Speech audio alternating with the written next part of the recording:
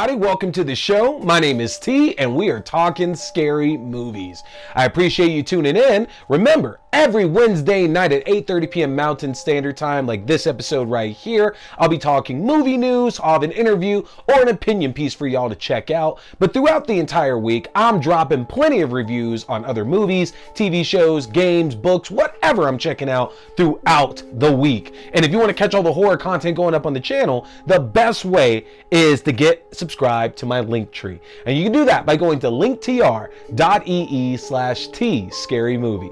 If you get subscribed to my Linktree, that's going to give you access to the YouTube page for the video versions of the show, to your favorite podcasting platforms for the audio-only versions of the show, to my Letterboxd page for my written reviews and my movie rankings throughout the year, to my TikTok page for my short horror content, including movie news and movie premieres, to my Twitch page where you can catch my horror gaming. And again, next week I'm going to get started on The Thing for PlayStation 2, and to my Fangoria shop page where you can enjoy my 20% discount off anything in the Fangoria shop, including a yearly subscription to the physical magazine. So take advantage of that. Hit that subscribe button, especially if you're watching on YouTube, as the more subscribers I have, the more content that I'm putting out for all of you. And again, this fall is going to be very, very exciting. I can't announce some of the big things I have coming up for y'all here, but you know, starting in just a little bit over a month, we start our fall Halloween horror movie madness. We're going to start that at the end of August and see how many horror films we can get through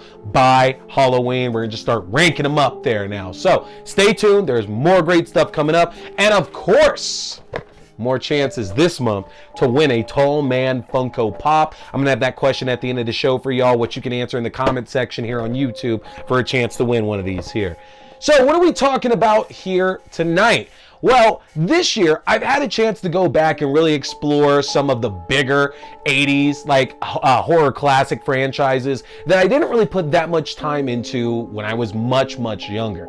So I thought it'd be a good idea for me to go back and kind of look at the pros and cons of three very particular franchises, and just really the first entry in those franchises to kind of see which one stands out amongst the others now. So tonight I'm going to be talking about the combination of Critters, Puppet Master, and Ghoulies. I've dropped reviews just recently here on Critters 3, on Puppet Master 2, and my Ghoulies review is coming out later this week as well. But I've been dropping reviews for these franchises, and it's kind of funny because as a kid, you go for anything if you're a horror fan. You get to go to the video store and you're just looking at every single box that's up there, and you're looking for the ones that really do stand out. And when you think about it, the posters for these three films would stand out to any kid, honestly. Like with Critters, you put this little hairy fuzzball that kind of looks a little bit like Sonic the Hedgehog if Sonic the Hedgehog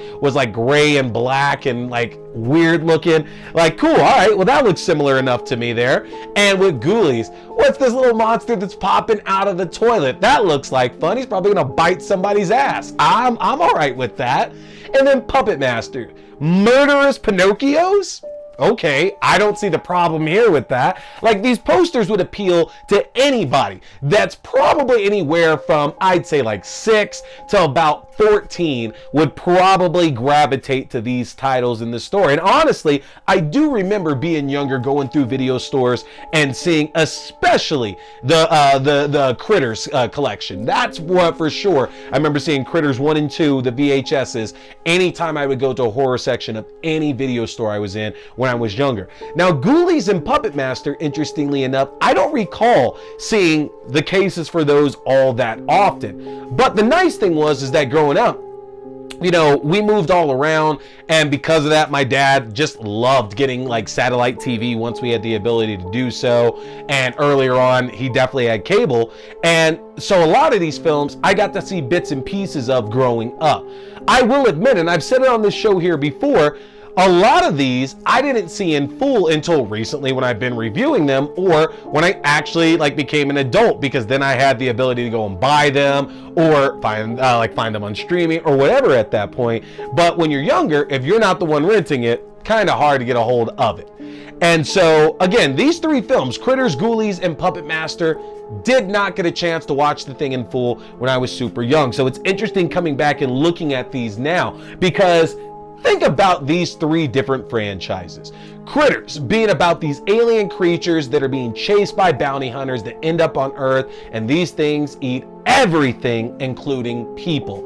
Cool. Stands out to you as a kid, right? Because you can deal with alien creatures. That sounds pretty much like Alien, right? But this is a less intense version of that. So Critters would really stand out to me if I am like a kid or I'm a teenager looking for something scary, but not too scary to go and check out.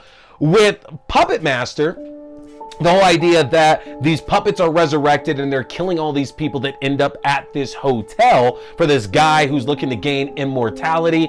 Okay, overall, I just like the idea of puppets killing people. That seems really cool. And I was already into Chucky at that point. So this would have been a great extension of my interest in the Child's Play series as it was at that point. Ghoulies, though, Ghoulies is like the one that just doesn't seemingly work that well when you're thinking about who does it really appeal to, because the story is so much more complicated and also not complicated at the same time somehow. The idea behind Ghoulies that this guy who's running a cult was going to sacrifice his son to gain immortality, and he ends up sacrificing the mother of his child instead. That son grows up and basically is exploited to resurrect his father, who still plans on using these demonic creatures known as Ghoulies to help him achieve this immortality. So I guess it does have somewhat in common with like the Puppet Master film, but I think the problem with Ghoulies, though, is that at least in Critters and Puppet Master, we kind of get exposed to these monsters and the mayhem that they're gonna like unleash upon this cast pretty earlier on. Like the puppets show up in Puppet Master like right at the beginning, and the Critters, they're there pretty earlier on as well too. Granted, the carnage doesn't start up until much later, but we at least get a preview of what we can expect from the story. Honestly, I felt that Ghoulies, you know, there's always, I used the Millhouse meme the other night when I was watching it too. And I was like, when are we gonna get to Ghoulian? Because I swear to God, and it could be because I was watching it on Tubi, which, by the way, Ghoulies is available on Tubi right now for any of y'all that might want to go check it out. But Tubi has ads. And I felt like a good 80 minutes had gone by, and I had seen the Ghoulies at the very beginning not doing shit. And I was like, what is going on with this movie, man? Like, this dude, I don't know if this dude is the good guy or the bad guy, the main character. Like, the Ghoulies haven't shown up yet. Nobody is getting killed. Like, what the hell is actually going on in this story? And then when the Ghoulies do finally show up, I don't know, it feels like kind of lackluster, honestly. Not that it's not like interesting watching them like barely attack and harm like the cast of that movie, but compared to, again, films like Critters, where we're seeing all these characters get eaten or attacked, or the Critters have like these cool like abilities to use against the humans, or in Puppet Master to where we get like actual fight scenes, man, with like the puppets and humans. Ghoulies just kind of left me really wanting, like, this is what I waited 80 minutes for these Ghoulies to show up and not do all that much, honestly. And even as an adult, I still feel that there's more to like about those other 2 franchises over Ghoulies instead. That might just be me. When it comes to like the blood and gore factor of that, Ghoulies again takes a loss. If you're looking for something that's super bloody, that has some really good kills in it as well, I think Puppet Master is the one that's going to end up taking the cake on this, because with the different puppets all having different abilities, no 2 kills end up being the exact same, whether it's the puppet who's got the fist that's super strong, beating the shit out of you or choking you to death, or whether it's Blade who's going to cut you up or has got his hook, or it's the one with the slugs coming out of her mouth. Like, there's various ways that all these different puppets have to kill you, and they honestly make that the most entertaining part of that film, watching the various puppets kill the humans in different ways. Critters is actually really interesting, but the thing is, the variety is not as much in there because, simply put, these are carnivorous alien creatures that have ended up on Earth, and they're eating anybody that stumbles upon their path. So it is very cool to see them attack and see the humans trying to fend them off, but they're mostly the same.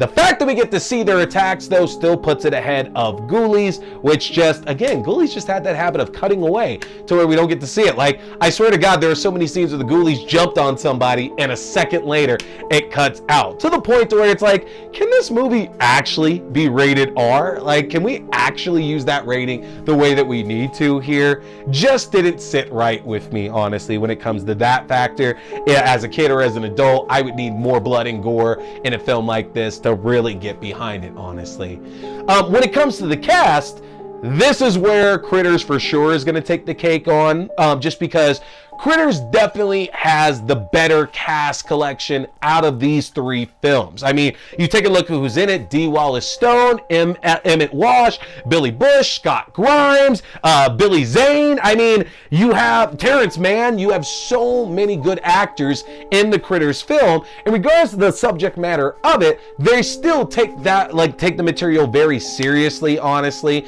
And no, it doesn't really pull at your heartstrings, and there's some good comedy in it. But the simple fact is, we have a cast that's recognizable, putting in decent work, and it elevates the subject material of that film, which is something that can be done. You can take a really, really silly idea, and if you have a credible cast to it, it might still look silly, but it has the credibility behind it that it for sure needs to have. Something that both Puppet Master and Ghoulies just doesn't really do. Puppet Master almost seems soap opera-ish. And I don't mean that to sound negative, because, hey, soap opera acting is acting at the end of the day. But if you watch it, it almost feels like the cast themselves don't take most of what's going on all that seriously, honestly. Like, outside of their interactions with the puppets, it's like their emotions are so heavily imbalanced. And I liked Neil Gallagher, our villain in that film. And like, it's always cool seeing Barbara Crampton pop up in a really, really small role. But outside of that, it doesn't really have anything that you're gonna find memorable when it comes to the cast of that film. I like seeing William Hickey in it only because he's in one of my favorite episodes of Tales from the Crypt, and y'all know him from a lot of other stuff as well too, including Twilight Zone and some other movies like Christmas Vacation. Like, dude is fantastic. He's fantastic. As for Ghoulies, I guess it's worth pointing out, and I do point this out in my review that you'll see later this week as well too. It's worth pointing out that a very young Mariska Hargitay actually appears in this film as well. But with Ghoulies, way to completely waste Olivia Benson there, y'all. You didn't know, so I guess we can't blame you too much, but man, could have done so much better with that. Either way, Critters is gonna win the cast competition when it comes to it, because again, they have the most credible cast, and it's much more entertaining to watch them. They really do elevate that script. Honestly, with the three of these here, and we're just talking about the original films in all three of these franchises, if you really have to like order them out, Critters is going to be number 1, Puppet Master is going to be number 2, Ghoulies is going to end up being number 3. But again, these are classic creature features of our heyday. So the thing is that I can't blame or judge anybody at all that has a blast watching these. You're not watching any of these films, I feel, to be these amazing horror films like we were still getting at the time and like we get today, but you're not looking for these amazing higher quality films. Horror is subjective. There is a scale that slides all over the place, and sometimes you just want something silly with a cool creature design that you can just kind of shut off to and laugh. So go and check these films out. All three of these are available on multiple streaming services for y'all to catch right now. Obviously, I'm looking into like the franchises for all of these, and what I will say is that the Critters franchise still is like above the rest. I'm only up to Critters 3, Puppet Master 2, and Ghoulies 1, so give me a few more months to get further in, and I'll check back in with y'all on this. I'll do an update on this episode to see if I'm still holding out with like Critters being the best of these three franchises. But what I want to know in the comment section here on YouTube, and y'all got to let me know here, is out of our three monster franchises that I'm talking, Ghoulies, Critters, and Puppet Master, which one is your favorite? let me know in the comment section for a chance to win a Tall Man Funko Pop. And if you're wondering, well, why don't you talk about Phantasm? That should kind of be in that same category. It's because I still have not gone back and rewatched Phantasm enough to go and do my review. So I need to go and do that, but that's why it's not included in this. We're sticking with the 3. Again, let me know in the comment section, what do you prefer? Puppet Master, Critters, or Ghoulies? And report back, and I'll be back with some more great reviews for y'all, including Ghoulies coming up this week and Phantasms coming up for you next week, folks. But that's it for me here tonight. I appreciate you checking out the show. Hit that subscribe button, folks. I got more great stuff coming for you. My name is T. We've been talking scary movies. Stay scared.